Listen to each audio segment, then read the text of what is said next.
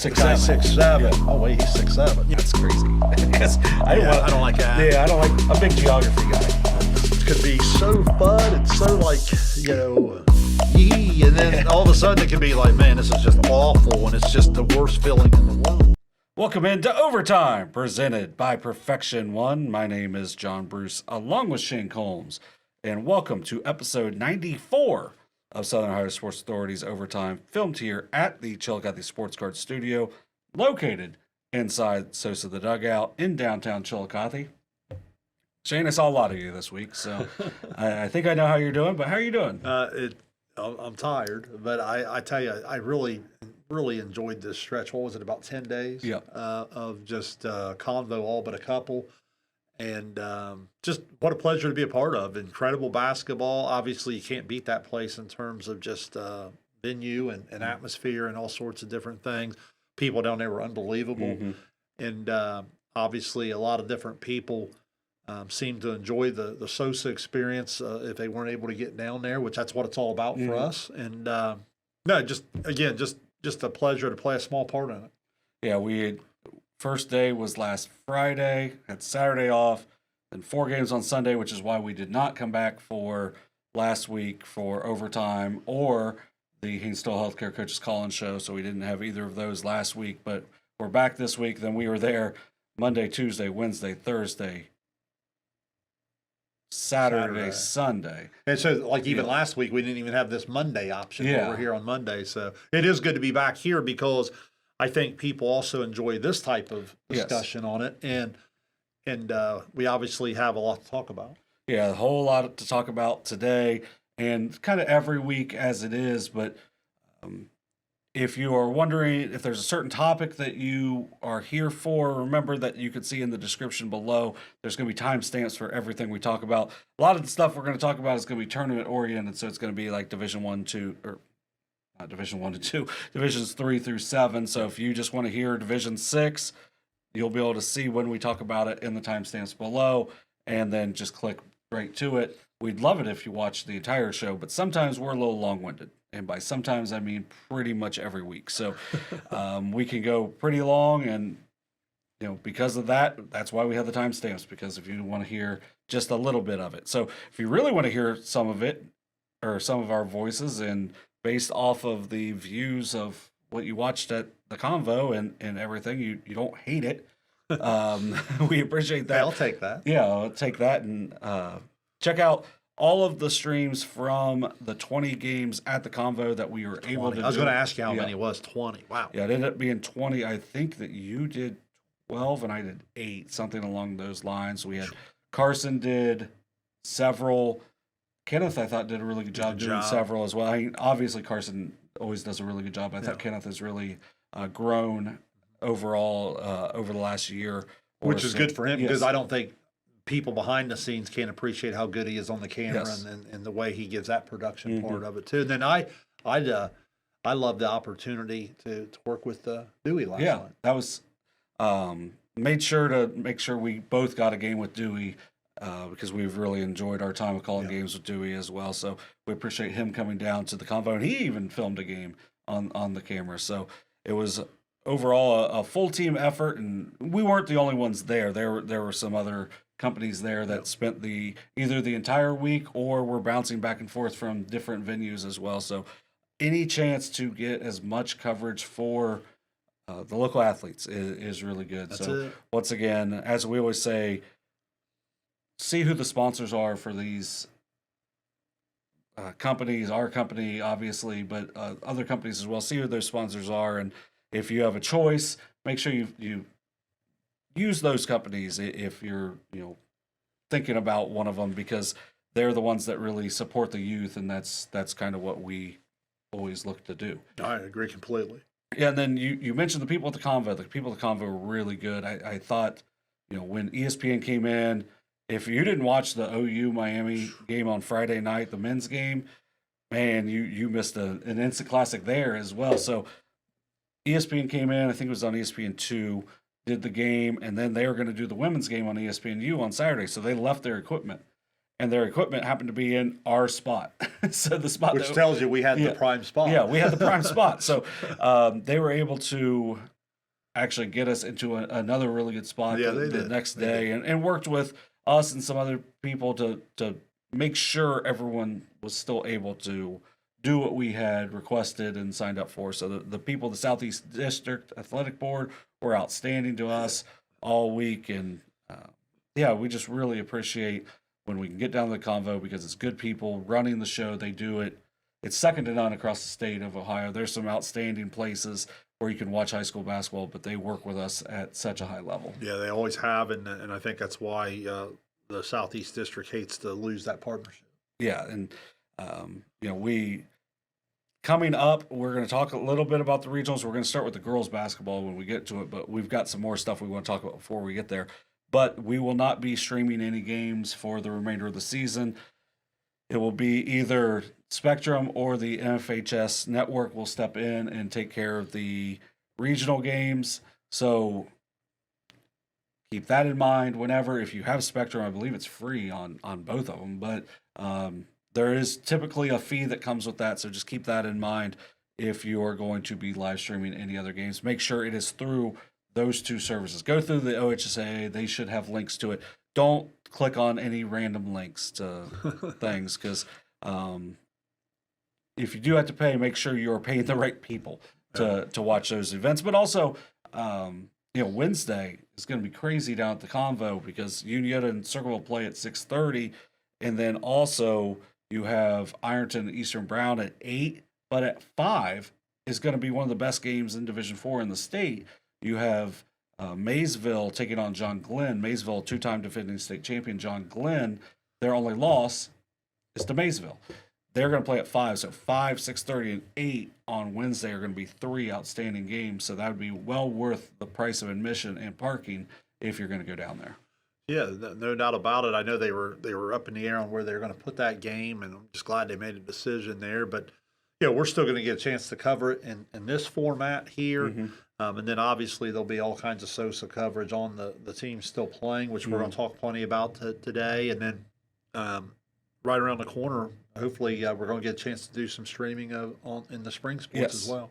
Yeah, looking forward to that as well, especially with today on Monday. It feels great out. Feels like spring. If you don't hear the dinging or the pinging, which you don't really hear through our mics and everything, but it seems like less people are currently in the dugout because of how nice it is outside. So that's the way it works in spring. As soon as you start to get this type of weather, you don't want to waste it, because you know it's not going to be. If you've been around spring sports long enough, you'll know that this isn't the norm. This isn't here to stay. It's still going to get a lot worse than it is today, so enjoy it. Yeah, so with it not being there to stay, make sure you check out sosadugout.com to set up any time to come in and get some swings in, get some work in. You can get some pitching in with your youth team. We've had youth teams in here like crazy throughout February and March.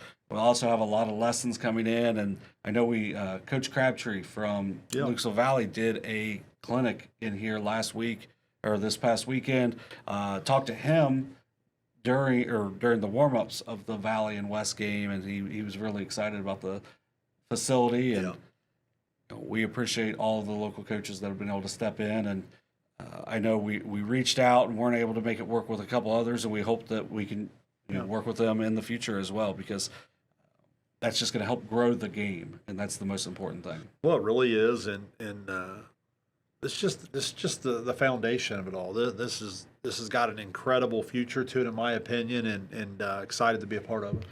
Yeah. Then the first thing I had in our notes was kind of what happened in our week away, and I think we just covered all of it. So one of the things that I know you had mentioned, and I think it was talked about a little bit last year with the 7 divisions, and this year people have still kept it up, but I know you have some really strong opinions on it, is with the 7 divisions, is it watered down? Now, when we talked and I said, we have, I mentioned divisions 1 and 2. Well, we don't have divisions 1 and 2. So we have 5 divisions. We used to have 4. So really, for our area, it's still only 1 additional division. Do you think that it's watered down? I do not. And I'm very respectful of the thoughts. I know there's some really intelligent basketball people that I really respect their knowledge of the game and their opinions on this that have served in coaching and athletic director positions and all sorts of things that have those opinions. So, again, I'm very open-minded to the discussion. I do not at all. I've been on record on this show of saying if you go back into the 80s, you had the 3 classes. They went to the 4 divisions. I'm sure they went through the same type of discussion there for a little while. Now all we've really done is add to the 5 divisions. I think that's what's got people really confused. Is I think those top 2 divisions have people really searching for answers. Really, all it is 3, 4, 5, 6, 7, and from that point on, you've just added the 1 division. And all I would say is what I've tried to do is what I'd encourage our viewers, the listeners to do today is just kind of listen to us talk about boys and girls all the way through these divisions and then kind of form your opinion with me on if you think it's watered down. And I think that we'll make a pretty strong case to show you that it's not. I think like anything, it's different. It's a change. I think people have to get used to it, myself included. Remember, I was a little upset with them taking away the term sectional champs. I still think that's something that a small school setting can still chart if they think it helps their progress or what they're trying to play for to get their programs up and going. But I think the new norm is going to be chasing that district runner-up or district championship medal that your kids can get as you go. Like our research guys, that you and I get a pleasure to work with. They're unbelievable when it comes to, like with Carson and Kenneth and doing the different things they bring to the table in terms of stats and all sorts of things. And what really hit me was there's a lot of this, they haven't won this since this. I think that's going to change. I really do. I think there's going to be more opportunities now to chase those district titles. District titles are hard to win. Yeah. I think they still are, but I think that it's going to be the new norm in terms of chasing that chance to make a district championship game. As far as teams getting buys to what would be considered the district semifinal, I would challenge that it's no different than what we're seeing in football. I think that you have a great year, you're winning the same as what like the sectional championship level would be. So just like in football, if you had an elite year in the new format there, you went to week 12. You bypassed week 11. Same thing, in my opinion, or very, very similar to it. So those are the things that are growing on me. I'm anxious to continue to try to have an open mind. I know the Convo had a lot of games. I certainly am not complaining. I know some people thought maybe you cut back and host only district championship games. I thought that was a fair point. I love the Convo. I'm biased to it. So every opportunity you can get to put kids there, I'm all for. But I also understand that the schedule can get really crowded. There was a lot of basketball played in a short amount of time. Well, and I think with that can kind of come down to the financial part of it, because when you're paying $5 for parking on top of, the gas went up almost $1 during the time we were driving down to the Convo, and then it's $10 a ticket. Like that does, that adds up. But at the same time, it's still a great experience for teams. Like if we look on the girls' side, we're going to talk about the girls pretty early. We had 4 girls teams win regional championships. 2 of them, or one of them for the first time ever, one for the first time in 31 years, and the other 2 just have been doing it anyway. Yeah. But we talked about this a little bit at school. Would you have said at any point that they weren't probably the top 4 teams in the Southeast District anyway? So it's not like... That's all I'd encourage people to do is have that open mind. Yeah. Hey, when you mentioned the prices, so think of a family and their school's going down or whatever. Do you feel like streaming got a little bit of a bad rap this past week? Like, I'm not saying streaming doesn't, allow people to sit home on their couch and watch the game, but I also say that, like, it's hard for a family of 4 or even just a guy and his buddy to take off and go to the Convo more than 6 out of 10 days or whatever it ended up being. You know what I mean? Like, it's hard to do. It's expensive to do. What's your opinion on that? You think streaming got kind of picked on a little bit there? Well, I know at times because of the crowd sizes. But, when, if you look at that West and Valley crowd, you look at Southern's crowd, didn't affect the crowd at all for them. That you're still going to go if there's matchups you want to go watch. Maybe it made it to where if you're like iffy on a night, maybe you didn't go. But for the most part, you're still going to go watch. Like, our numbers on our streams weren't higher than they were last year. Like, there were more people. Like, I did the math on it today. I just showed you that before we came on. And the numbers for the districts on the amount of views per game were down slightly as far, like, across the board. So where I took all, like, at times there were 5 different streams going on. I added all those in on top of what it was last year, and it was a slight drop. So I would say it did get kind of a bad rap because, I know there are some people that, let's say a spring coach, let's say like Kai Pulliam that, does track at Paint Valley, has a young kid. If he really wanted to go down, probably still could have gone down, but instead was able to just kind of hang out and watch the game. Yeah, and if he's going to go down, my point is he might go down once, maybe once a week, but he's not going down 5 times. Right. You know what I'm saying? Yeah, like, that's hard to do. With the games being day after day after day, that makes it really hard. I mean, it was hard for us to go down. Yeah, I'm not getting younger. I know that. I didn't realize how not younger I was until a couple days ago. It was like getting up the next day. It was just, So this was like a dream to be able to come in here and talk about this. But the overall, I do think it got a little bit of a bad rap. I will say this about when people bring up if it's watered down. I would like to see changed. Maybe you don't just automatically get the bye there. Like, to me, it's because I know how hard it used to be to get there. And obviously, you're earning your way there through the 22-game season, and that's how you get your bye. But if you're starting your tournament run at the Convo, I feel like it doesn't mean as much maybe to those kids. Like,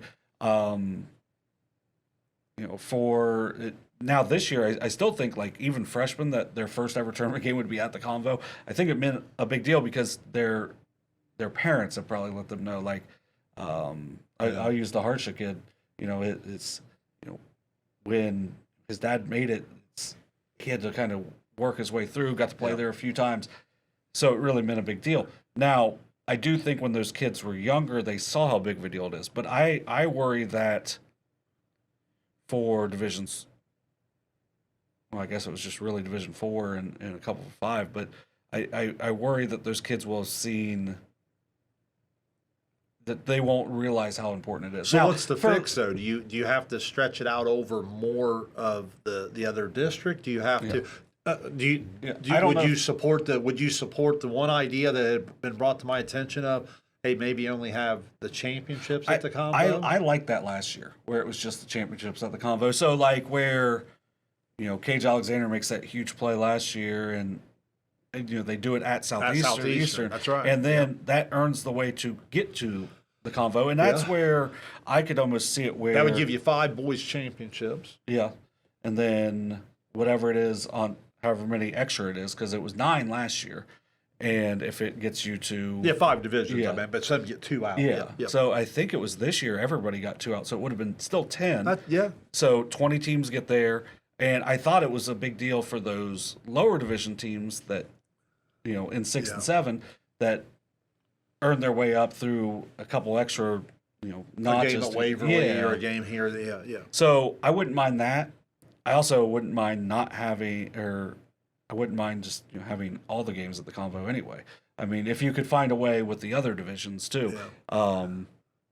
But overall, I enjoy getting down to the Convo. Like, I'm going to be going down Tuesday, Wednesday.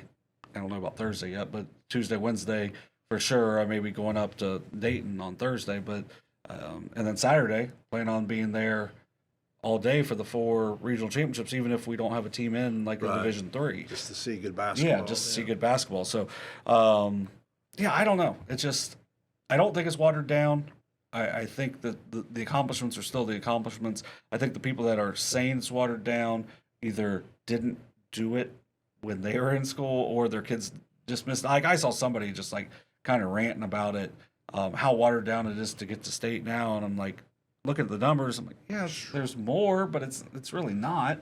And it just felt to me like almost it sounded like the reply sounded like sour grapes is what it sounded like. And I know I would have thoroughly enjoyed the chance to go play at the Final Four no matter what. I mean, I just see some of them, and like I said, as we go through our discussion here, we'll just kind of lay the teams out there a little bit, and then let people decide. And I think it'll be a good practice for everyone to at least be open-minded to, because I know it's really helped me kind of form an opinion that I'm pretty strong about. Yep, and I have as well. So if you have any more thoughts on that, just let us know, and we appreciate any and all feedback. But now we're gonna switch our order up a little bit. We're gonna start with the girls because they are one step further. We had 4 girls teams qualify for the state tournament. We almost had 5. Fayetteville loses a heartbreaker in Division 6. How about that? And Meg's Eastern was up for much of the first half, and that one is kind of a crazy one because we'll get to that when we get to Division 7. You go through all this, that leads to another point. I think it's a game changer for Southeast Ohio. Yes. I do. I think it's a game changer. I think it's going to take a couple years to become more the norm, but slowly but surely. I mean, we got a chance to have an all Southeast state championship this year. We in girls and in boys, I think it's going to put our teams on a regional and statewide stage more than they've ever been there. And I think it's going to bring more attention to our kids in terms of honors, to our programs.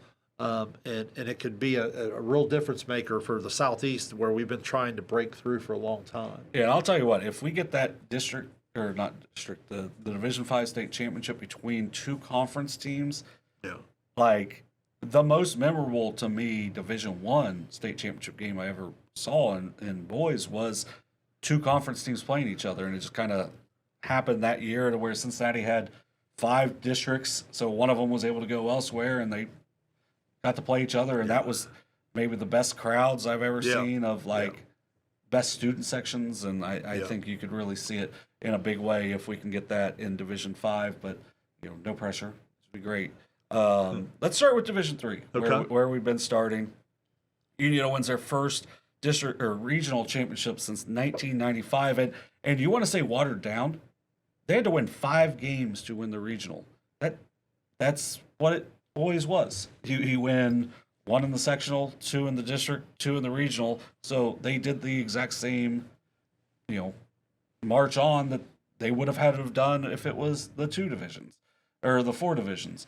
But man, Milee Smith, 42 points, 14 rebounds in the Elite 8 win over Bishop Hartley. Hartley beat them 60-42 earlier in the season, and I'm sure you watched the interview. The way Maggie Holbert talked, the way that I know Jeff Miller can motivate. As I'm like following the game, and then I watched Maggie's interview, I'm like, and someone said something to Milee, just got her like motivated. I was like, it might have been Coach Miller. He might have just been like, you know what? They said it wouldn't have mattered if you played the first time, and Milee just decided that she was going to take over. But the way it sounded, somebody there said it, and it was just kind of, Milee just decided, you know what, we're going to the Final Four, and her teammates played extremely well in the game. Obviously, 42 points, 14 rebounds is pretty incredible. Maggie Holbert had 8 assists in the game. Kiara Beard scored in double figures once again. In the semifinal win, Jillian Matthew had 9 points, 10 rebounds. Kylie Puckett's played really well. Now, unfortunately, they haven't had Charlotte Dennis. She's been sick, and I'm not sure if she'll be able to get back. Best wishes to her. One of the really cool things was seeing the team take her medal afterwards, and as we said, best wishes to her. But just an outstanding performance by them, and they had with Matthew and Puckett up until about 2 weeks left in the season, they'd been playing mostly JV. They'd been getting some time here and there, but now they're starting 3 sophomores, 2 seniors. Now they had been starting 2 sophomores most of the time anyway. But getting that depth from Matthew and Puckett and their ability to step in and fill a role where they were absolutely needed has helped elevate this team. Obviously, Milee Smith, and Maggie Holbert, Kara Beard have as well. But this is a really impressive performance by this team. I have been really impressed with where Matthew and Puckett have come from. If you go back to around November, December to now, to step in on this stage and play the way they have, I think that's really, really big time. A credit to their work ethic, a credit to how hard they play, how hard they practice, I'm sure, because it just as you watch them go out there and go about it, they seem to only have one gear.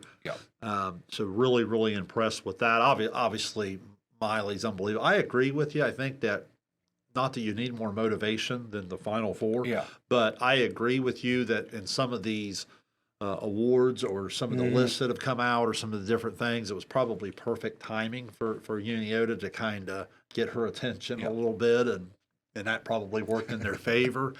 I'll come back to her in a second. I also think it's interesting that through all of this, Beard's still been able to average about 11 or 12 during the tournament run. And we talked about you can get caught in the middle sometimes where you can't take anything away, and it all comes pouring down on you, which is kind of what happened to them the other day. I also appreciate people mentioning it's been 31 years since they did it in 95, because that's the year I graduated, so that makes me feel really young. But, in terms of that team, the two teams kind of have some similarities, led by a Division I talent. Obviously, for our listeners that don't remember, Aubrey Evelyn was really good. I mean, all she did was go on to Old Dominion and hit about 200-plus threes, and she played a national championship, scored like double figures against some coach. 14 against some coach named Summit? Pat Summit. Yeah, Summit. The Tennessee teams were okay back then. So they too, with Natalie Miller, as we know, stalling now in the middle there. And then, a lot of times we throw out the term, oh, that kid's athletic. That team was surrounded by like all-time track athlete good. Like, you know what I mean? Like when you think of some kids on that team that really defended, with Julie and Steinbrook and Novak. I'm probably missing some different kids there, but they just were really, really athletic. And this team has a little bit of that same thing. They're obviously led by an incredible player, but then they have a lot of intangibles around them. Someone asked me if I thought it was the best Unioto team ever. I don't know. I was probably too young to make the proper basketball thing. I think probably the 86 team is the best I remember seeing. The 86, 88 teams had some overlap. 86 with Britton and Hill, McClellan, Weingartner, Bowling. I mean, they were really good. They were really complete. Obviously had two kids that went on to score about 3,200 together, and Hill and McClellan there. But I don't know. I mean, that's just fun discussion. It's not even important right now, but it's just that's what makes these runs special. Is it brings past and present together. It starts to generate some of those. I saw the picture that they were able to take where they had some of the ladies there cheering them on, and obviously I've known Jeff Miller almost my entire life, and I just happy for him. He's a really good basketball coach. Works really hard at it, and I know that he's excited for the kids, but I know he's also excited to do it for the Unioto community. Yeah. Well, and I know his family's very involved, obviously, and always have been, and are really important to the community as a whole. And just going back to, we went to, because we had the early games on Saturday, so we went to eat afterwards, and some people were sharing those older pictures, and Kenneth was like, he said something like, I don't know who any of these people are. I go, I do, and just named off every single player on the team, and that's something, I was 10 at the time. Yeah. And that's something that kids are going to be able to do later on and that's one of the things that's really important about these tournament runs. It's going to be memorable to not only the girls, but the boys as well, because they're going to see something that hasn't happened very often. And that's what's so cool about all of these communities and doing this. And that's why, I would never say that it is watered down, because it's great to have these opportunities for the teams because our district is still on pretty much the same amount of divisions as it was before. And it's fantastic for them. You mentioned Coach Miller. We'll talk a little bit more coming up with Circleville, but I was thinking about it earlier. It's really cool. Like Coach Shoemaker last year for Minford was one of the ones where you knew he was a really good coach for a long time. He just this is a way to help not only you celebrate the team, but you also celebrate a really good coach and Coach Miller, who has been at it for a long time, and he's came up short a couple of different times, and he would 100%, take any blame for that at all. But we've seen how hard he works. We've seen what he's done to build and elevate this program, and for him to have the chance, as coaches, it's really cool.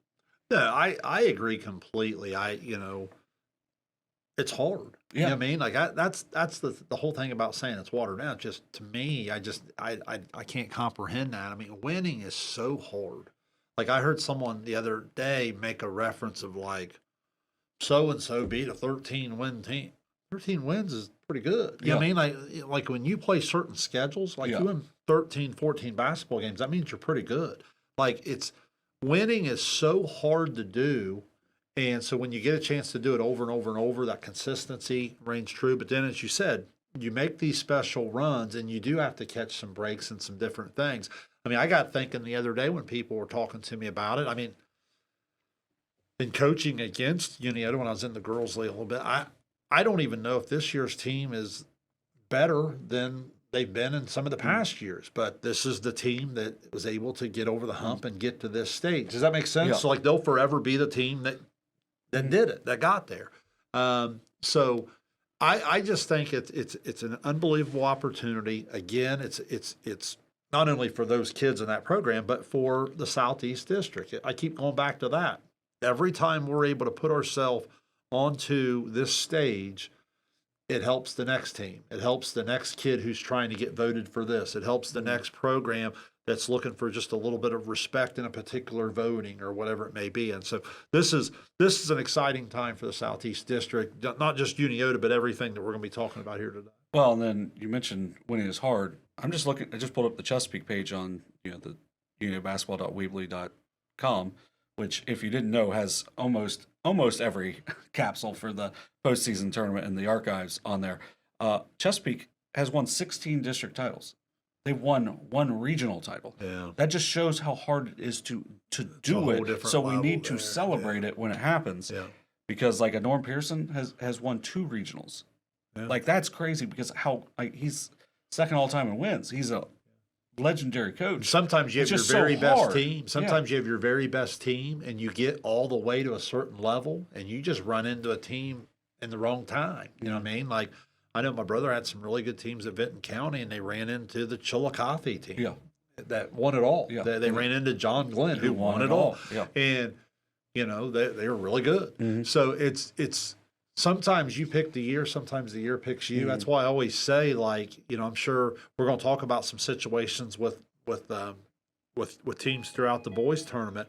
I'm sure there's times where they thought this was going to be their year where it fell short, and they look back and maybe that made last year that much more special. You know what I'm saying? Like, so sometimes I love that saying in sports. Yeah. Sometimes you say, okay, this will be the year we do it. Well, you don't know if you're going to be healthy. You don't know who else is going to be there. You don't know who transferred into this school, who transferred out of this school. When you have a moment in front of you, you gotta seize that opportunity. Yep, 100%. So they will play at Wright State on Thursday against St. Vincent St. Mary. Speaking of 1995, that was the team that beat Unioto in 1995 at St. John Arena at that time. In that game, it's going to be, obviously Miley Smith's going to be the big one to look at on that, but Maggie Holbert can do a lot of different things for Unioto. Obviously, Kara Beard, one of the top shooters in the area, and then those 2 sophomores that we talked about, but also they're going to need some big minutes out of like an Aiden Dannison, Zoe Detweiler, kids that have really given them big minutes throughout their senior seasons as well. So once again, we hope Charlotte Dennis gets healthy soon, if she's just able to go. Just able to be with them, yeah. So let's move on to Division 4. So a team that has won their first ever regional title, and they did it in a dominant way, was the Circleville Tigers. Outstanding season. Coach Blakeman, also one of those really good guys that you feel really good for getting that chance to get to that next level. Well, this has been a team that's really, I know, been able to grow on us throughout the year as we watched them. We weren't sure what to make of it early in the year, and slowly but surely, they're a little bit old school in terms of the way they play through the post, which I kind of like. Yeah. And, you and I had them against Unioto, and little did we know, I mean, they were able to hang in there for about 2.5 quarters. Well, obviously Unioto is really, really good, and coming to find out, so Circleville. I think that because Circleville's style they play and some of the different things, maybe people were a little bit unsure as the year went on. But no, they're led by an outstanding post player, and they're kind of built for this tournament basketball when it comes to some of their size and physicality. Yeah, you play through the post with Addison Edgington. She's outstanding. Over 20 points a game, 9 rebounds a game, around 2.5 blocks a game as well. She's left-handed. She does a really good job inside for them. Maddie Blakeman is a really dynamic player for them. She leads them in assists and steals, but it just feels like she can impact a game, and she's almost their go-to player just because of the variety of ways that she can score. Brooklyn Kramer, coming back from a knee injury that took out half of last season for her, she's been huge for them throughout this season. And just overall, it's a team that they've competed at a high level. I mean, really, you go down Milee McConnell, another sophomore like Kramer, can do a variety of things for them. She averages 5.6 rebounds for them a game. And the Juliana Sims Ross seems like she has really came on the second half of the year. You've got just a variety of kids that can do different things. Jocelyn McLaughlin is another one. Kaylee West. It's a team that you're going to play through the post for the most part. Blakeman is probably your number 2, but then after that, it could be a variety of players depending on the night. It really could, and I think getting that third person, even if it's someone different every night, I think getting that third person is really important because the way they take care of the basketball and the way they guard and the way they rebound it with their overall size, they don't have to be that explosive on the offensive end to win. I think they've proven that. So when they're able to establish the post, get their top 2 kids going, and then get a third person just to keep the defense honest, that formula has been working for them because, again, they defend and take care of the turnover rebound category of possessions pretty well. And I think that's what's traveled well through the tournament, and I could see it giving them a real opportunity there in the Final Four if they're able to continue to compete in those key stat categories. Well, and they know what they are. They know who they are. They make 3 threes a game. Yep. They don't chuck a ton of threes. Yep. So they're going to play through the post. If the shot's there, they're going to take it. But overall, it's a team that, like we said, they know who they are. By knowing who they are, that's got them 23 wins, that got them a conference championship, avenging one of their losses as well. And it just feels like they've turned it on this second half of the year and have been really good. Oh, really good. And what's funny about, we sit here and talk about Waterdam, we talk about Division III, Division IV. I mean, I'm not going to pretend to know the teams at the state level real well, but just in doing some reading today, I almost kind of like the Division III path a little bit more than I like that Division IV path. Yeah. Yeah, because like a Bellevue is outstanding as well. 28-0, that's who they're going to take on in that state semifinal. That'll be at 2:00 at Dayton on Friday, and that's going to be one of the top 10 teams in the state regardless of division, and that's going to be a really tough matchup for Circleville, but I feel like they're going to go into that game with a lot of confidence. Well, and again, they're the type of team, if you're going to try to pull the upset, they're the type of team that plays the style that lends itself to it if you're able to take care of the ball. Sometimes you just meet your match and you can't dribble, pass, and catch, and that's basketball. But as long as they can go in and take care of the basketball, compete on the glass, they've proven that they can usually win tempo, win style that they want to play, and it usually gives them a chance to be competitive into the second half of the game. Well, and then that's also, if you look back, they're gonna that Bellevue team has a lot of really talented young kids on it. It reminds me a little bit of that almost Fairland and Northwest matchup a few years ago, where it felt like Fairland had some really good pieces and looked like they were ready, and that Northwest team was just super balanced, and they played through the post and had the guards that could make plays. They didn't rely on them, but they could make plays, and ultimately that Northwest team ends up winning the state semifinal game and having a chance to play in that state championship game. So I feel like the Circleville team mirrors that one a good bit. One thing to keep in mind for what they've done this season, and this is something that has came up way more as of late than I think it ever did before. Coach Blakeman's the third coach this year for them since the summer. They went through the summer with one coach. They stepped away really late in the process. They had a second coach step in and then stepped away even later in the process, like the week of the opener for them. So no matter what was going to happen at the beginning of the year, it was kind of understand. And they've won 11 games straight since to finish the regular season or to go into this. 11 straight wins going into the state tournament. Outstanding work for Circleville. No, it really is, and to stay the course through all that's really difficult to do, and that you find yourself a little bit right around Christmas time. It sounds like thought they played a really competitive game against a really good Unioto team, and then so it makes sense. I walked out of that game very impressed with them, and then as I followed them through the second half of the year, it didn't surprise me at all to start to see them play really good basketball.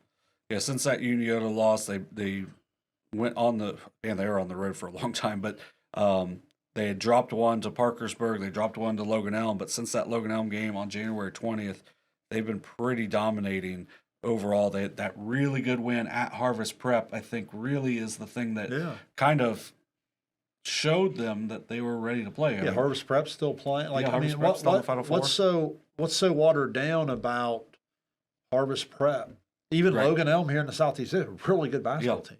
I mean, I think as we go through this more and more, I'm recognizing how much depth that some of these divisions still have. Yeah, and it's making it to where I think we're going to see a lot, as you said, a lot more success for the Southeast, and it's just a way for the Southeast to show and prove their mettle at the highest level. So. All right, now moving on to Division 5. In Division 5, we have two teams that advance, winning another regional, starting with Portsmouth winning their third consecutive regional title. Yeah, I think collectively with Portsmouth and Fairland together, the thing that I would have to start with is it blows my mind how they've separated themselves from everyone. And when I mean everyone, I mean like everyone in the entire corner of the state. I mean, like it's remarkable to see, even when one of the teams separates and goes opposite of the Southeast, they're still dominating everybody. So these two teams have set quite a standard that the Southeast is chasing for sure. Yeah, it's been really impressive. Keke Woods gets her 1,000th career point for Portsmouth in their Sweet 16 win over Eastern Brown, which, talking about Eastern Brown real quick, and really impressive what Coach Pickerel and his group were able to do this year.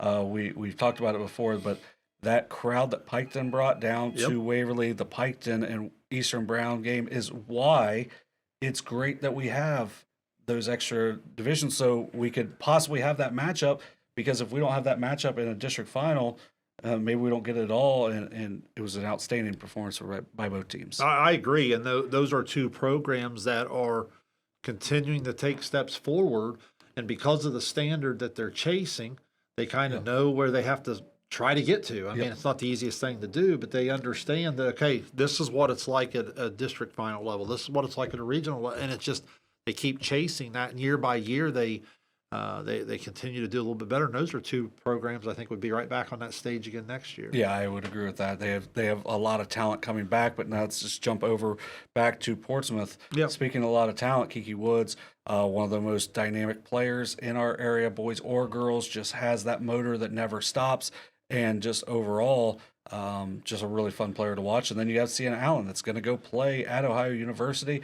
Just kind of one of those players that sometimes lets the game come to her. Maybe at times can seem like a little much, but overall, just an outstanding player. Yeah, I love Allen's game from a standpoint of never tries to be out of control or to do too much. It's a real efficient style of game, very capable game, willing passer, and I think it really allows them to have good team concept, good chemistry when your best players like that, and then obviously when you're talking about just the ball of energy, 32 minutes of just go, and it's a really nice balance the way they all come together. Yeah, with Woods and Allen, Salem Allen, the Mazes, and then of course you have Haven Carter. It's a really nice team and really nice balance. I think the Hugheses do a really good job coaching them. And then you go over to Fairland, wins their 4th straight regional title, and just their balance. They're 5 seniors, but then they've got that really nice balance of underclassmen that they really trust coming in after them. I think that's probably the headline for me is the way they mix the old and the young. I mean, no one's ever going to question what the older players on the team have done. They've been there, done this, right? And they're continuing to chase greatness. But then it's the ability to bring in younger kids who, when they first were doing this, were probably in middle school watching these teams go on and said, I want to be a part of that. And then now they are. Yeah. And it's just that's the neat program cycle as you go. And I really, really love the way some of those older kids treat their teammates and the way they go about playing. It's kind of the coach in me thinks it's really neat the way they put it all together. Yeah, they definitely have. And they push each other in practice. And Coach Buchanan, if you can play, you're going to play. And because of that, those kids all know if you're on the court, if those older kids know if you're on the court with me, you can play and I can trust you. Yep. And that's what makes them such a hard team to deal with. And then they don't really, I feel like they don't get as much attention for their defense as what they probably should. They've given up 38 points in each of their last 4 tournament games, 38 points even. So if you're a betting person, that's I think the reason that is because they are so explosive on the offensive end. They can really shoot it, they can really score it, and that's kind of the fun thing to watch, right? But I think again, as you said, what's going to separate it when it comes championship time into the Sweet 16 and the Elite 8 now the Final 4, they'll be able to guard. Yes, and that's what's going to make both of these teams having great opportunities at 5 o'clock on Friday night at the University of Dayton. You're going to see Fairland take on Ottawa Glandorf, and then Norwayne and Portsmouth will match up at 7. Those are going to be those should be some huge crowds because the other 2 are really proud programs as well, some great followings, and then you're going to see Fairland and Portsmouth most likely have a great following as well. When in the past, when they played in the semifinal, we were guaranteed the championship spot. I kind of like rolling the dice and having them opposite of each other because I think they're both that good. Yeah. And man, wouldn't it be really cool just to see them play for a state title on the Southeast, right there on center stage? That'd be really cool. Yeah, and if anyone deserves, it's those 2 programs. They've done it in a little different ways, a little more depth on the Fairland way, but man, that talent that Portsmouth has and how hard they play and how much they play for each other as well makes them really talented in special teams. And I love, like, from the Portsmouth side, when I was still in coaching a little bit, I got to be introduced to some of these kids clear back when they were like 7th grade. I remember watching them at like a team camp and thinking, man, those kids are freshmen. They're really good. I mean, no, they're in junior. Yeah. And I was like, okay. Yeah. And then sure enough, they've gone on to do what they do. So it doesn't surprise me at all. No, and it's just, good kids, good communities, should have 4 really great opportunities at the state tournament for, between Unioto, Circleville, Portsmouth, and Fairland. Let's hope we can get, if we can get 1, great. If we can get more than 1, it'd be fantastic. But I will guarantee we won't get 4. Well, as you transition to 6, like, we weren't that far from having another couple there. I mean, as you get into even the 6 and the 7 here, you get some really competitive regional basketball. Yeah, Fayetteville was only 2 points away from making it a 5th team. I mean, they lose 38-36. Maybe one of their worst offensive performances of the year, but St. Henry has a lot to do with that. Sure. But that Fayetteville team moving into the Southeast next year, I am sure there's a lot of teams in that Division 6 are hoping they drop to Division 7, and Division 7 is really hoping that they don't drop to Division 7 because they got a Yeah, they're lot. like, hey, here, let us give you some girls for your enrollment. Yeah, because with a Rummel, Murphy, Barber, they've got some really, really talented players coming back that have won a lot of games, and we're right on the edge, and I guarantee they're going to be hungry for more next year. They are. Beat a good West Liberty team there in the semi, and then, as you said, came up 2 points shy to St. Henry. I'd also give a shout out to the TVC Hawking there. Waterford and Fed Hawk, really, really good. You know, obviously we shouldn't be surprised anymore that Waterford plays its best basketball at the end of the year. They went and competed with a Harvest Prep team that we know is really good, and then Fed Hawk losing by just 3 to Shenandoah.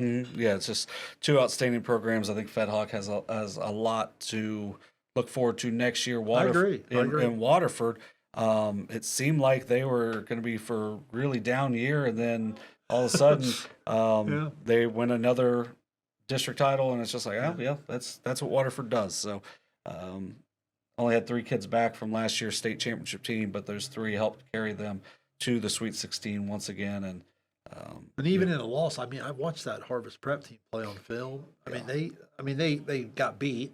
Harvest Prep was better, but like it wasn't like they just absolutely couldn't play with right. them. Yeah, that's a crazy. really good team. And then let's stay in the TVC Hawking as we'll jump to the regional runner-up in Division 7. Yeah. What a turnaround for that Eastern Meigs team.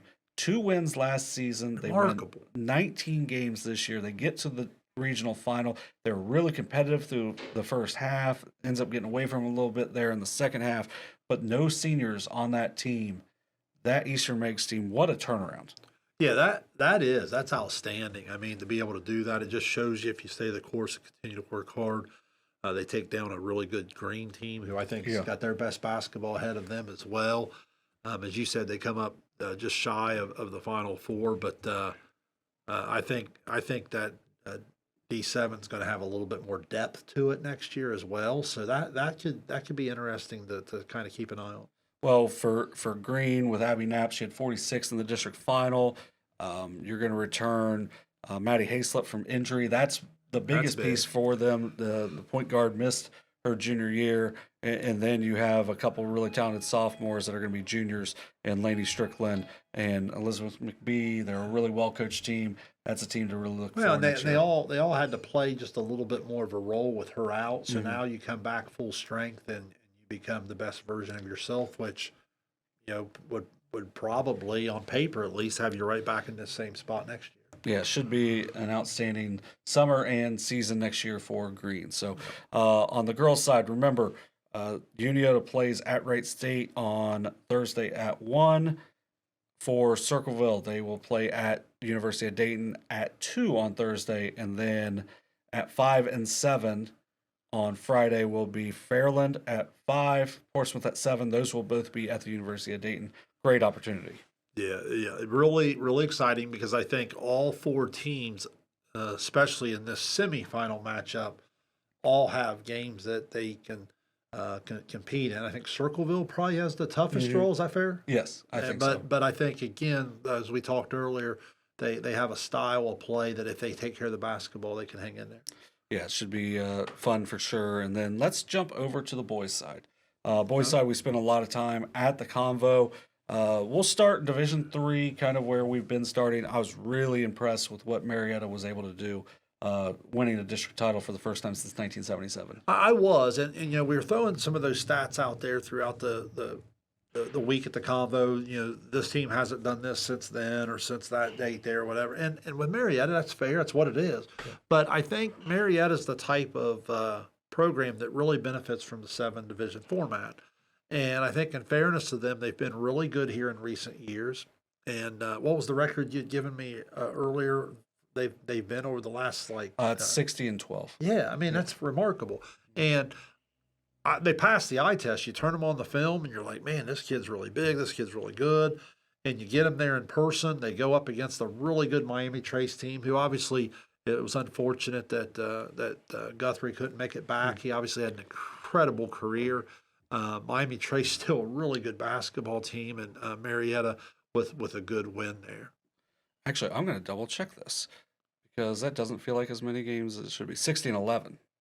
Yeah, so I think that's over the last 3. You know, and speaking of Division III, John, like there's the perfect example of what I'm saying on the watered down. I mean, like when you talk about Chillicothe with Cox and Netter and Hammond and Stone King, and Jackson has that group that feels like they've played there for 20 years with Woodford and Woodard and Carroll and Jenkins and Simons, and then with Miami Trace, I've already mentioned the Guthrie not being there, but Bowers and Baker and Phipps and Hubbard.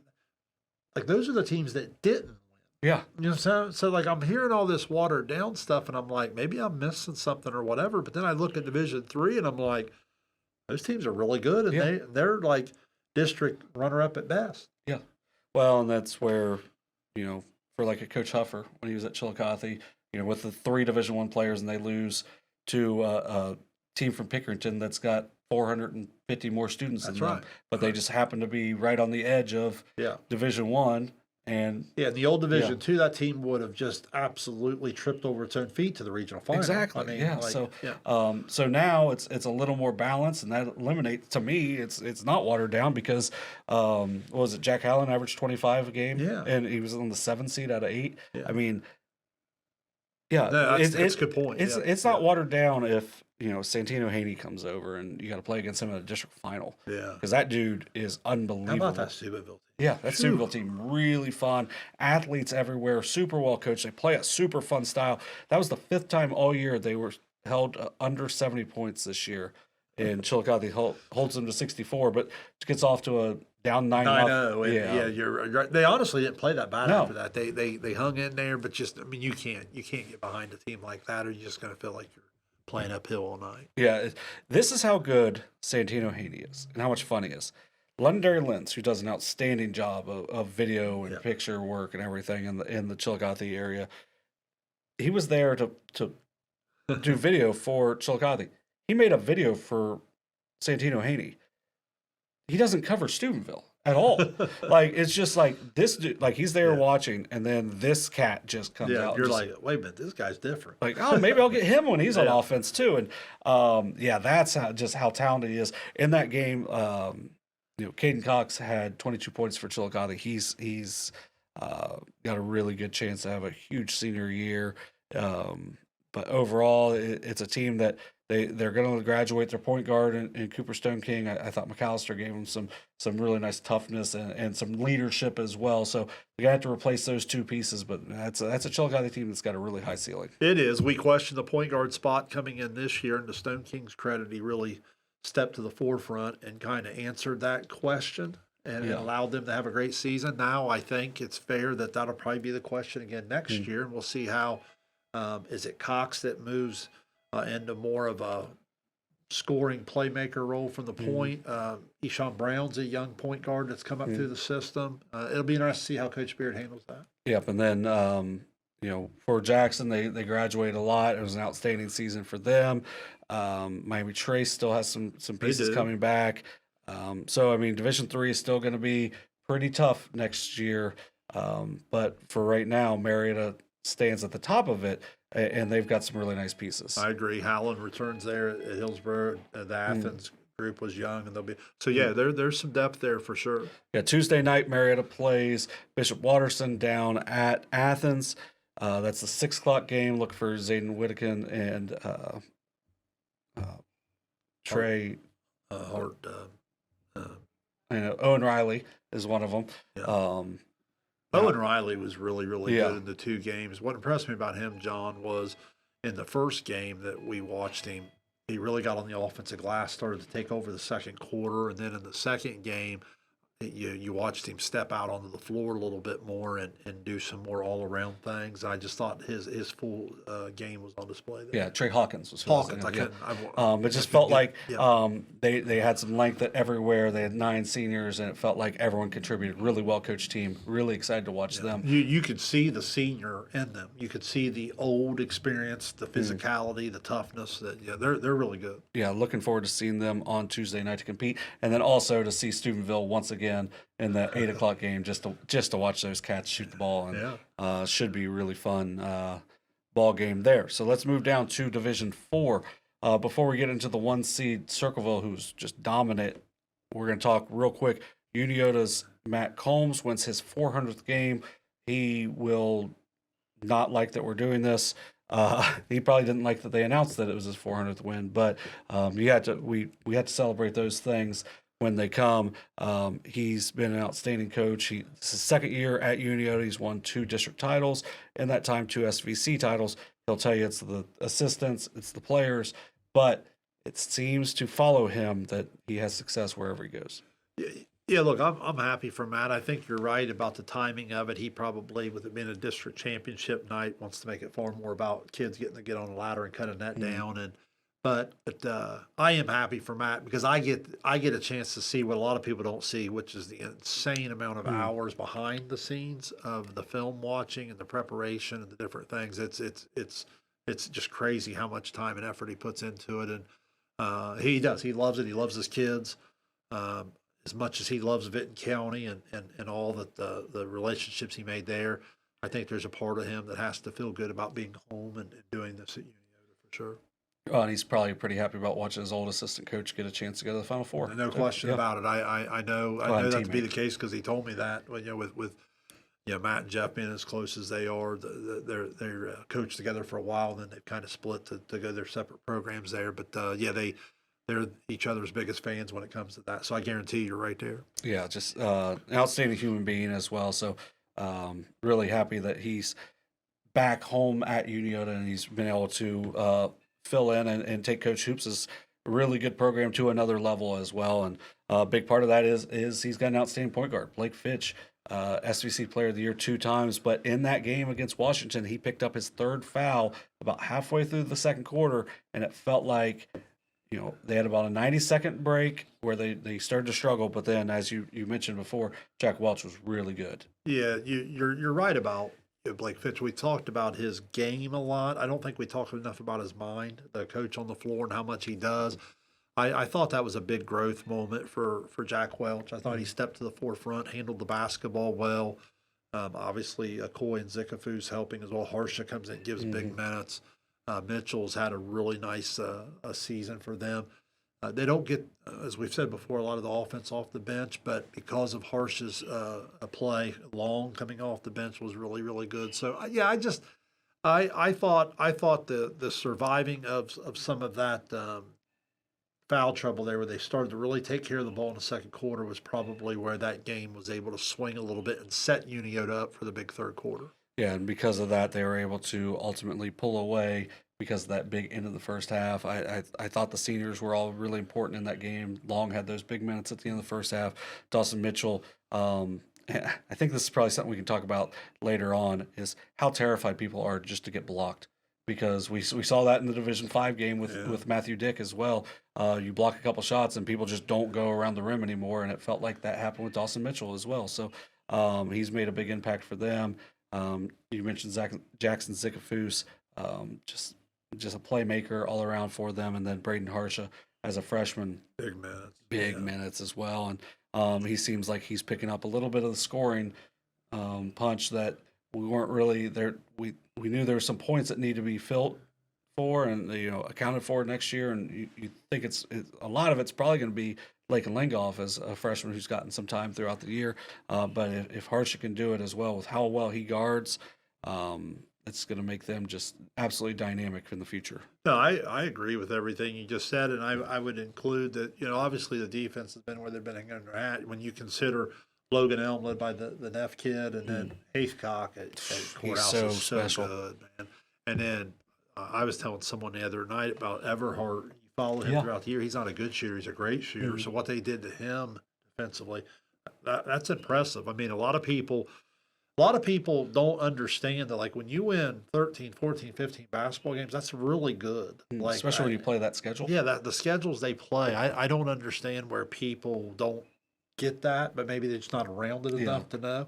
That means you're really good. So these are some good teams that they're holding to those numbers. Now, obviously, to compete with a team like Circleville that we're getting ready to talk to, they're going to have to find a little bit more offense because you're only going to hold them to such a number because they're just way too talented. Yeah, and talking about how talented that Circleville team is, I mean, they're led by Southeast District Division 4 Player of the Year and Cole Nungester. It felt like he really turned it up big time late in that win over Waverly.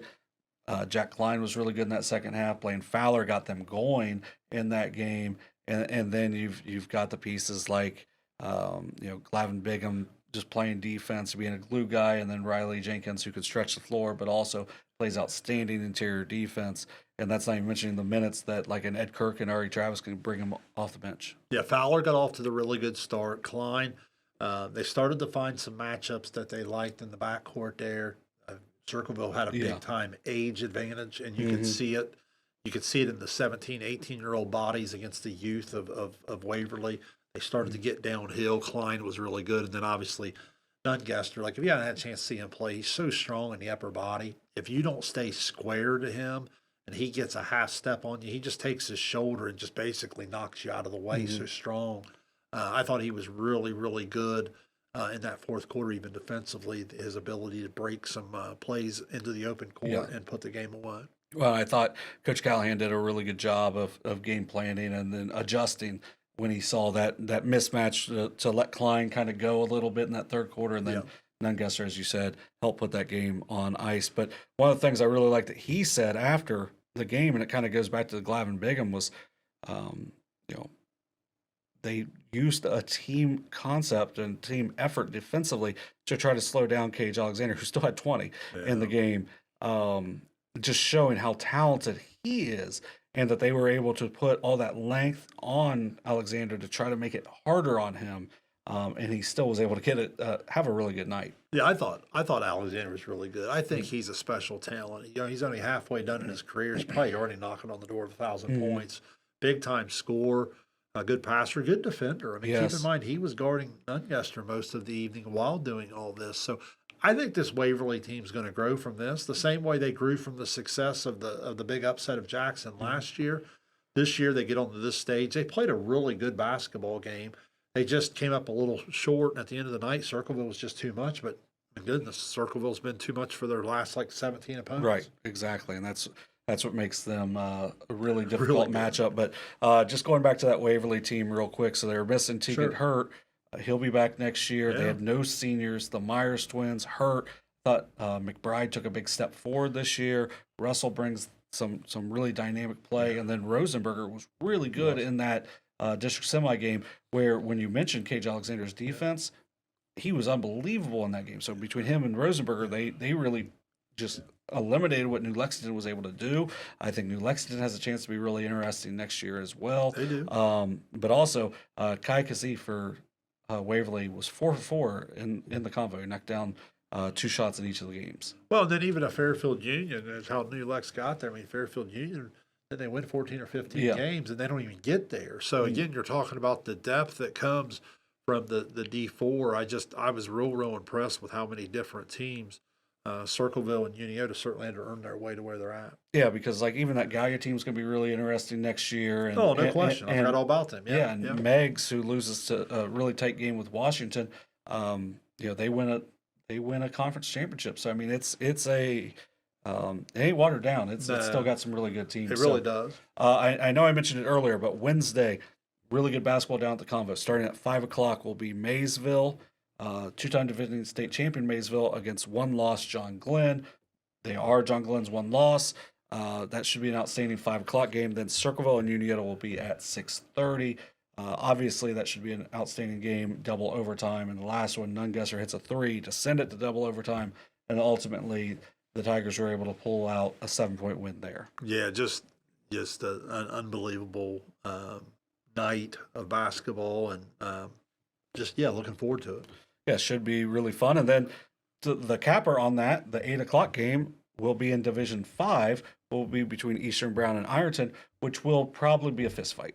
Well, certainly it is fitting, I guess is the word, that in a day of the physicality and the toughness that these two teams are the last two standing there in Division 5. And you look no further when we talk about watered down, that silliness, like when a Chesapeake doesn't even win a district title with what they had coming back. I thought Perkins was really good. I know they were playing through some injuries and so forth, but they were still all out there, and they were really, really good. I thought Scarberry played really hard. Chapman gives good minutes, but Chesapeake team's really good. So you say that to say this: Eastern Brown. From the minute we watched them early in the year, you and I on the way home that night were thinking, man, this team's really good. They're as good as anyone we've seen. And we weren't sure if the time was now or maybe a year away. And, well, we got our answer. The time's right now, and they're on to the Sweet 16. Yeah, it's an outstanding coaching job, but also you've seen some growth in pretty much every player through that. Sam Raymer early in the season didn't look super confident in the starting role, then hits a huge three against Peebles. And it feels like now he's kind of settled into a role off the bench and provides them some shooting, some toughness. Jaden Florence is back. He's provides some really good shooting. Matthew Dick has been outstanding this season. He had 18 and 11 in that win over Chesapeake. He really dominated that game. Braxton Vance brings some toughness. Carter Cluxton is really dynamic. And then, we've talked about how much we really enjoy both those guards.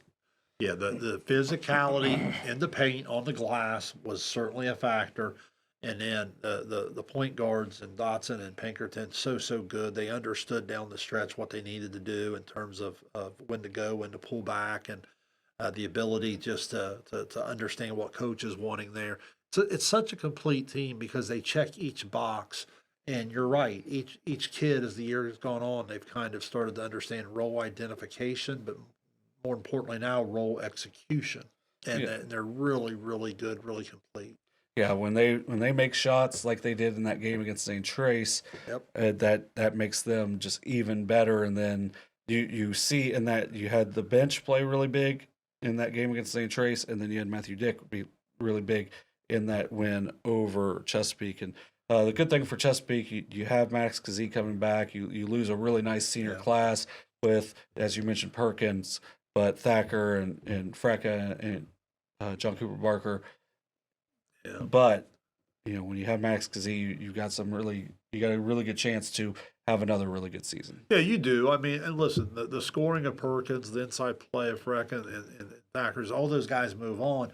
I think Chapman's going to take a step forward. I think obviously with Kazee, the Chesapeake will reload and go. But I mean, you're also throwing teams in like Berg and Fairland and Wellston and St. Trace and Portsmouth. All those teams were down there. So for you to be the last two standing, the theme of the show has been kind of, is it watered down? No way. You can't convince me that that's watered down. Those are really good basketball teams that you have to fight through to only earn 2 spots into the Sweet 16. Yeah, and it's why what Ironton was able to do in their 2 wins was so impressive. Love their ability to shoot the basketball. Love how Ashton Lane plays, his growth. I thought he passed the ball extremely well in that game. Maddox Markle knocked down some shots early. Mullins hit a couple shots early. Eisen is another one. I love how Freeman plays defense. It's a really tough matchup. Caden Edwards, I kind of mentioned it to you earlier when I was looking through. I'm like, this dude hadn't taken a 3 all year. No one's not taking a 3 all year. Everyone shoots a 3. Yeah. This is a great athlete that just gets to the hoop and he doesn't worry about shooting from the outside. And then you got Zane Williams, who is the most physical player that you're going to see all year. And it's a really fun team to watch, and you see why they've won so many games. No question. I think Markle is the real matchup problem for me because Lane is so talented. Most teams don't even have the ability to match up with him. Well, if you do have someone that kind of does, you certainly don't have a second guy. And I thought we watched that Markle help him get off the quick starts. He got out of the gate fast and both games was able to go and play out in front. That's so valuable. So that's something to keep an eye on in that Eastern Brown matchup as well, because that's going to be some high level athletes, some high level physicality at the rim. Yes, at the rim is absolutely right, and we'll see because as we mentioned earlier. Some people are worried about getting blocked. Ashton Lane ain't worried about getting blocked. He's just going to go get the rebound and go right back at him. So that's where it's going to be really important for Eastern Brown to stay out of foul trouble. Well, that's a good point. And I think the 3-point shot's going to play a big factor in this. And listen, with as physical as this game's going to be at the rim, depending on how it's called, the best look you might get is to be able to make the extra pass and let some of your best shooters let it fly. And that might be the difference offensively in terms of which team can get a 3-point shooter to get going. Yeah, Mullins has hit almost 63s on the year, so they got to make sure they Hit a big locate. one off of an out-of-bounds play in that game. Yep. And then credit to like a Portsmouth as they really battled back. I think Coach Smith has that program going in the right direction. They lose four outstanding seniors. Yeah. But I think in a couple years you're going to see that Portsmouth team be right back on the convo floor and have a chance to really compete. Man, I thought they played really well. They stayed with it. They had a legitimate chance there at the end, a good look at it. But no, I've really enjoyed playing them. Remember, Portsmouth was the team, or calling them as they play. You remember they were the team that kind of saved the day for our classic all the way back when. And I got a chance to study them then and watch them, and really, really enjoyed them. They play really, really hard. That's I was gonna say, and when you step up and kind of save the day, and then you play as hard as they played, that's a really fun team to watch. And I think that's, if they can keep up that moving forward, even with new players having to step in, that's going to make it to where it's a really easy to root for team in the future. So that Eastern Brown and Ironton game will be Wednesday at 8 p.m. down at the Convo. So that one, the winner of that will have an excellent chance to get to the Final Four, because those two look like, at least on paper, games aren't played on paper, but at least on paper, those look like probably the best teams in that regional. So let's move down to Division 6. We had one really good game and then one really impressive game on Sunday for that. Peebles beats Eastern Pike by 2. Heartbreaker for Eastern Pike, and it was a game they were down 10 at the half, and they just really battled. They took the lead after 3, but ultimately Bo Johnson was just too much down the stretch, and I thought just overall, I thought Peebles had different guys step up throughout. You had Keke Puckett in that third quarter was really good. McClary was really good in that first half. Just overall, just really impressed with what the Indians were able to do. I was impressed with how Johnson was willing to turn down the 3 at times when they would run him off the line and get to his mid-range. He hit some big ones early, some big ones late. As you said, McClary had a huge spark there in the first half. You're right about Puckett, though. He was able to give him just enough physicality. I don't think I appreciated how big and strong Eastern was when I watched them on film a time or two. Seeing them in person, I had a much more of an appreciation for their size and their physicality. Manley and company down low was really, really good. Webb, really athletic. So just I thought Peebles was able to adjust a little bit as Eastern was making the run at them, and they had enough down the stretch. The one fortunate thing there was the game starting in the technical. Again, I don't know exactly what happened there, but I remember partially joking with you on one of the timeouts when you and Carson were saying, say, please don't let them lose by 2 here, and then they lose by 2. But, you know, it just goes to show you everything matters at the very beginning all the way to the end. But, man, that was an incredible basketball game. Arguably the best game out of all the games down there. What'd you say, we had 20? Yeah, we had 20. And I would certainly have to rank up there, if not the best, certainly in the top 5. Yeah, and of course, Peebles against Eastern has been kind of the template for really good games we've had this year, because Eastern Brown was that great one early. But the big thing with Peebles in this one was just the depth that they have of guys that can contribute in different ways. That's fair. Yeah. So you had Johnson, McClary, and Puckett do most of the scoring in the game, but then you move on down the line. They had 49 of the 56. But you had, Paxton Ryan just give that really good energy early. Kind of took some wild shots throughout. So he didn't probably play as much as he was hoping to. But that's one of the things where they're kind of free flowing, but you still got to be pretty disciplined in your shot taking. I wouldn't be surprised if he has some big shots on Thursday night. Then Connor Gross didn't score, but I thought he distributed the ball really well, had 4 assists in the game. Colin Sims, we always talk about his defense. He caused at least 4 turnovers in that.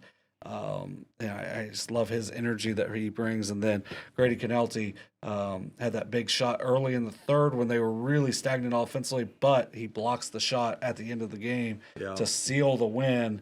And just overall, they play 7 guys. All 7 can contribute in different ways. Sometimes it's scoring, sometimes it's just with defense, and sometimes it's with distributing. Yeah, and that's going to be their calling card. They're going to have to get contributions from a lot of different people moving forward. They're going to have to make the 3-point shot, and they certainly very, very talented group. Give Eastern a lot of credit. They had a lot of fight in them. Give Peebles a credit from the standpoint of, if I question one thing earlier in the year, I wondered, when they get to like a district final stage, will they be able to bring enough physicality? And they kind of answered that question for me. I was very impressed with how they competed at winning time and loose balls on the glass, those types of things. Yeah, and I feel like both teams outstanding coaching staffs on both sides. I thought they adjusted to what each other were doing really well, and that's what made it for a really fun game. So if you didn't watch that one, go back and check that one back out in the archives. So and then the really impressive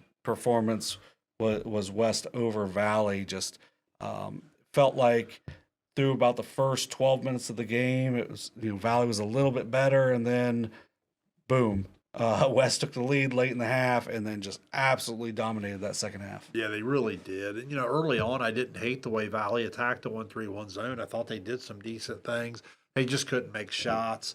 And then once they didn't see the ball go in, you could start to see West get a little bit more confident. And once West started to take off in the third quarter, then all of a sudden they start to make you rush a little bit. And when you're trying to hurry over top and around the size and length of that 1-3-1, led by Keke up top, McIntyre and Miller on the wings, they're so long.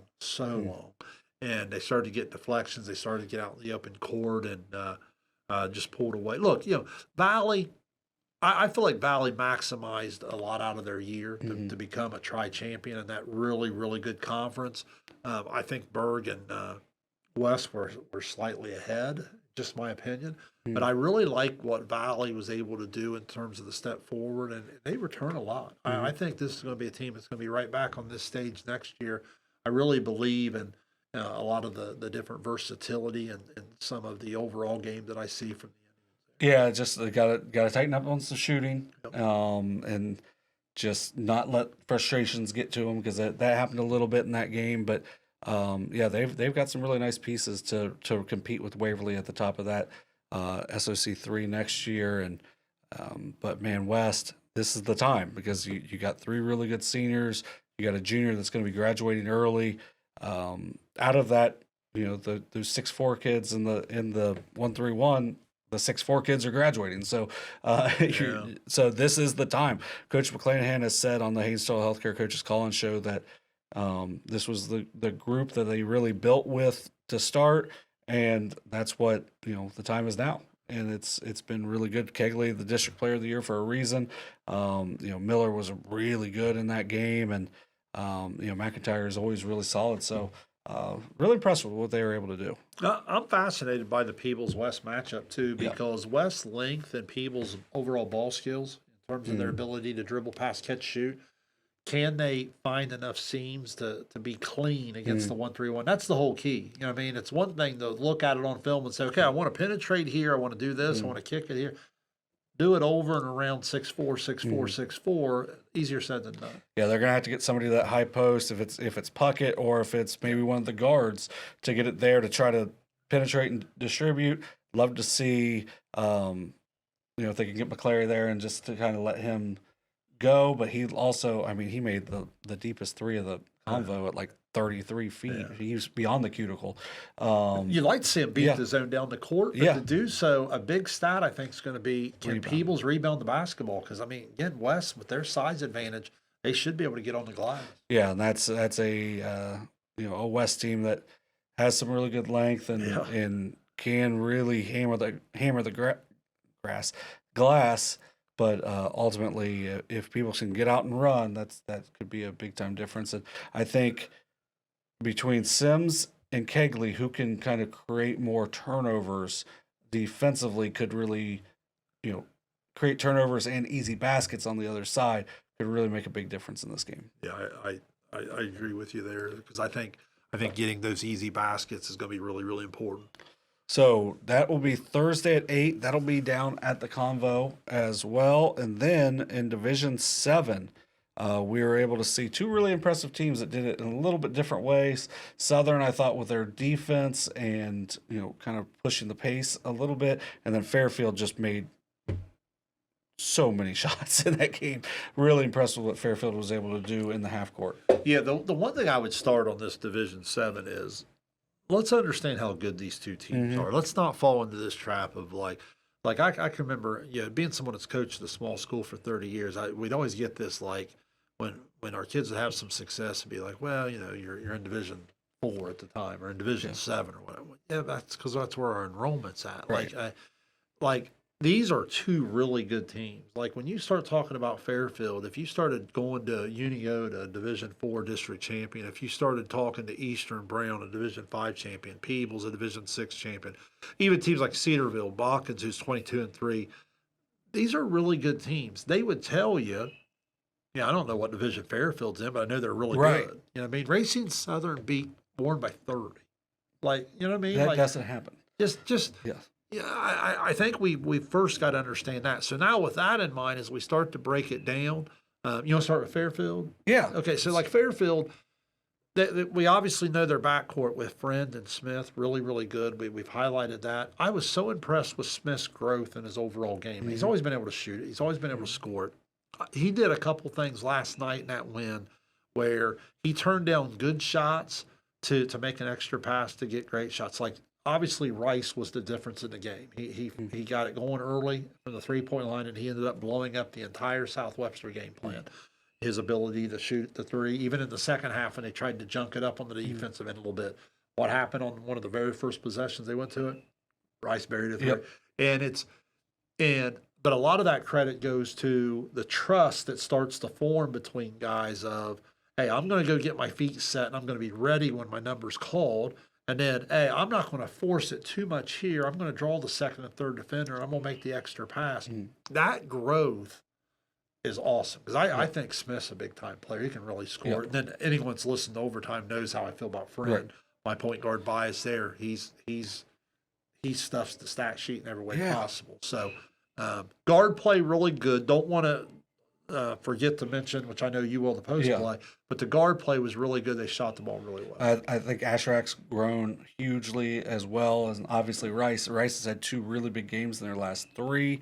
Yeah. They've dealt with adversity all throughout the year. Sure. We'll talk about that a little bit with South Webster has dealt with some adversity as well. So, I mean, but Fairfield, despite all of that, seems like they are peaking at the right time because of that schedule. They've played in a really tough schedule. They seem like they, just play for each other all the time. And I think a lot of that goes to that senior leaders. Yep. And what a Fairfield fan told me, a Fairfield fan that's really close with that junior group was like, it's Quentin McIntosh. Once he came on late in the season and really figured out how to play without fouling, that he might give a couple fouls early, but he has adjusted and he rebounded like a madman in that game. He did. It looked like they were really trying to get him that double. He missed a couple layups that he would probably tell you needed to make, but man, his energy. He's just so big and strong. Man, he has been the difference maker. And if they are going to win in the, when they play Shekinah Christian coming up, it's going to be because Quentin McIntosh has a really big game. He's averaging double-figure rebounds on the year, is about 7 points a game as well. But the rebounding really helps because then that lets Friend and Smith do kind of their thing and finding Asherak and Rice on the outside. Not a whole lot of depth, and that's something that could hurt them when you get to the Sweet 16. But I really like how they play. I love the guard play with Friend, and then the shooting ability of Smith. You're right about the foul trouble. That might be the biggest key for me. I thought Joel Matthews had come in and given some decent minutes when he did get in a little bit of foul trouble.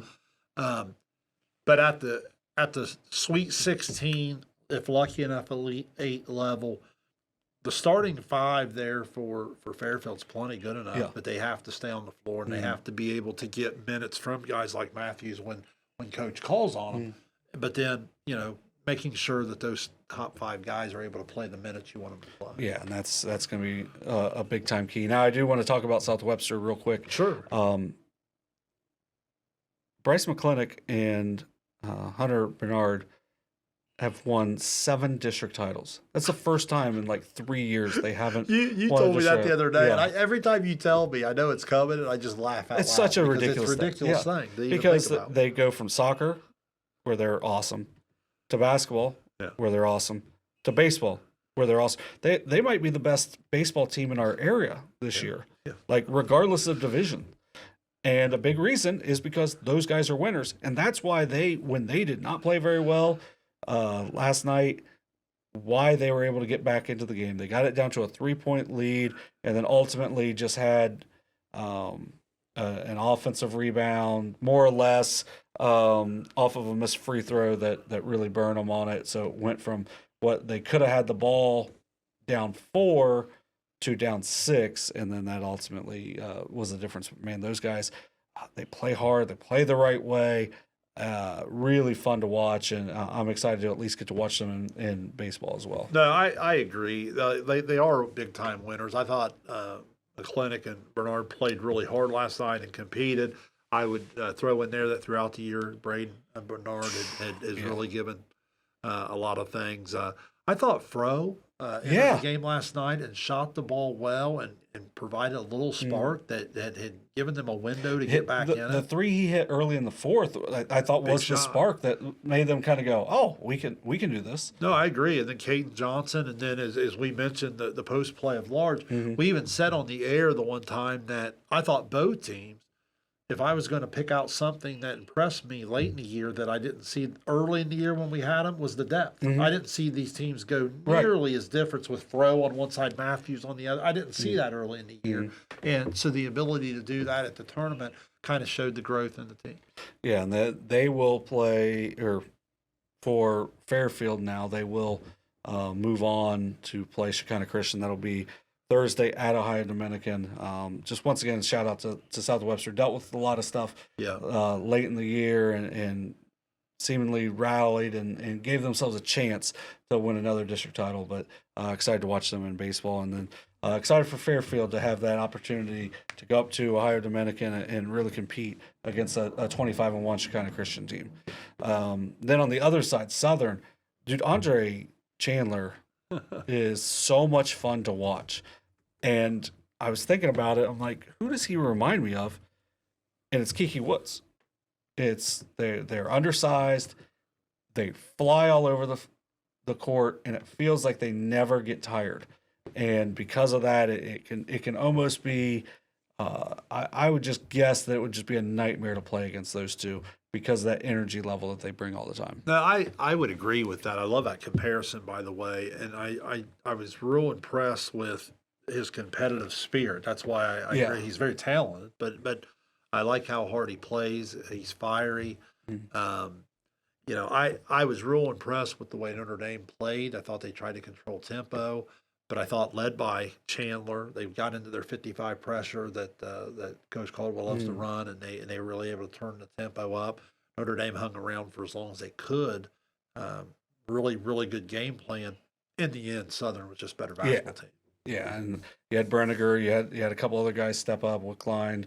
I thought Johnson played well, and just overall, it was just a nice win for Southern. And I think for Notre Dame, you have to be proud of what they've done so far this school year. You lose 2 coaches late, one in the middle of the season, and then you still bounce back. You win the league or you compete for the league in football, and then you win the league in basketball, and you get a chance to play for a district championship game, and they've got a lot of really talented young guys coming back. Yeah, like I said, I thought they really maximized their group. I really did. As I watched them on film, they're not real big. They're not quite as athletic as some of the teams that we're watching at this level, but when it came time to execute, they knew who they were, they knew what they were trying to do, and they really controlled tempo well. There was just a couple stretches in the game where Racine Southern was able to utilize their pressure to turn the tempo up a little bit. And once the score started to climb up into the mid 40s, almost 50, I just don't think Notre Dame had that in them in that matchup. Yeah, they were a little too stagnant offensively, and because of that, as you said, made it difficult because that's a Southern team that can fill it up in a hurry. And Brinegar is outstanding, and Chandler is so much fun to watch, and obviously a really well coached team as well. Yeah, no question. And as I said at the beginning, Racine, Southern, and Fairfield will be two teams at the D7 level that will represent the Southeast really, really well. Yeah, at a high level. I think so as well. And they've got a big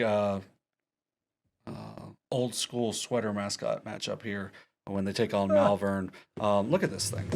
The Hornets. Yeah, the Hornets. Look at that buff Hornet. It's got a nice old school sweater on and everything. Yeah, so you got the buff Hornet, and then if you see it in the right place, Southern's got I don't know if it's a buff tornado or not, but hey, shout out to Carson. That was his best sign off on the tornadoes will touch down in the Sweet 16. I didn't make fun of him about it. That's how you know it's good. If I don't make fun of Carson for his sign off, then I'm good with it. So well, that's even after you're mad at him for not bringing you your treat back because he ended up taking your last. He took the last one. So I mean, I'm getting a cone of ice when I go down on Tuesday before the Marietta game. I'm gonna enjoy a cone of ice as long as there's not 10 kids in line before I go, and that's the biggest thing. Like if there's 10 kids, if you see me walking in the back hallway and then you all of a sudden see me just turn right and go up the ramp, it's because I don't want to stay in line. I don't want to see you being the adult like at the spring training game that gets that's running up the hill to get the home run when 10 kids are trying to get it. Don't be that guy. I hate that guy so much. I've got one foul ball ever, and it's because it bounced to me. Because the only time I came close to getting a home run, some dude barreled over me. He was probably around I was in high school at the time, get barreled over, and I was just I'm never doing that. And I don't want a ball that much. I coached baseball for 18 years, so I've been around enough baseballs. I literally host a podcast and a coach's show inside a place with probably 1,000 baseballs. I don't need a baseball. My brother caught a ball at a Giants game and threw it to a little kid. And it's just he's like, I played baseball forever. I don't need a ball. That kid probably does. And no one needs to know that it wasn't a Barry Bonds home run. It was just it was thrown from the outfield. Who cares? No one needs to know. Mine's a Nick Castellanos ball. Hey, you know what? I caught it in Kansas City. It's a pretty famous ball. Maybe you could pretend like one of the kids are with you. Hey, what flavor do you like? Yeah. I was comparing it earlier to when I go and when I'm embarrassed and I'm ordering too much food and I try to think hey, what did she say she wanted? But in reality, it's all for me. I think I told you about it was the Key and Peele the call and ordering pizza. He's like, you want ham? But you wanted that the meat lovers, and then it just pans back and he's the only one there, and he ordered a bunch of stuff. So so this is why we get off the rails and why our shows go too long. That's fair. But in closing, awesome 10-day stretch at the Commonwealth. Had 20 games, and we got more to come. But good luck to our girls in the state. Hopefully this time next week we're talking about state championships, and we're talking about boys that are having a chance to win a state championship. Yep. So hopefully we can celebrate some things next week, and then hopefully that's not our last winter episode, because if we don't have anything to celebrate and we don't have any boys teams on, that's probably gonna be our winter wrap-up show. So check out, I know this week there's going to be a article on the indoor state track meet coming up. Yeah. We had several athletes have some outstanding performances impressive to see those kids go and do that. I know that probably hurt some of the basketball teams, but the credit to these kids, it's what they do, and they love it. They do it year round, and they go and compete at a high level. So I'm glad to see them getting a little bit of their due there, and then obviously looking forward to covering them a little bit as we get into the track season. Yep, and then we got some big wrestling coming up as well. So just a lot of really cool stuff going on around the area.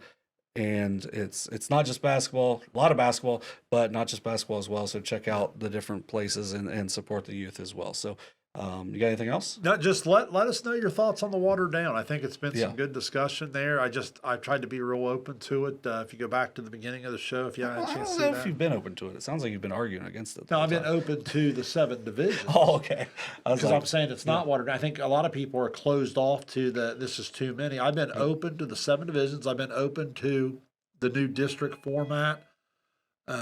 Small schools may still need to do what they got to do for second, but it's growing on me a little. oh no, I'm okay with it because, it's anytime we get a chance to maybe make some more heroes out of these young kids that do things the right way for the young kids. Because I know, one of my favorite things growing up was watching you guys compete, and I wanted to be like that when I grew up. And anytime you can get the next generation of kids that want to do that and they follow people that do it the right way, it's ultimately better for everyone in the end. And what's wrong with celebrating our young athletes? No, I agree. I mean, these are big things for these kids in the communities, and it gives more opportunities for it to be more. This is truly competitive balance in terms of what we're talking about. Yeah. So make sure you check out all of our stuff throughout. Obviously, no more games for a while on the YouTube page, but the Haynesville Healthcare Coaches Call-In Show will be coming back at the end of March. We'll be having overtimes pretty much all the way up until then, but if not, look for our interviews and our stories, pictures, and everything coming up on SOSAOhio.com and our socials. So for Shayne Combs, I'm John Bruce. You've been watching SOSA Overtime, presented by Perfection One.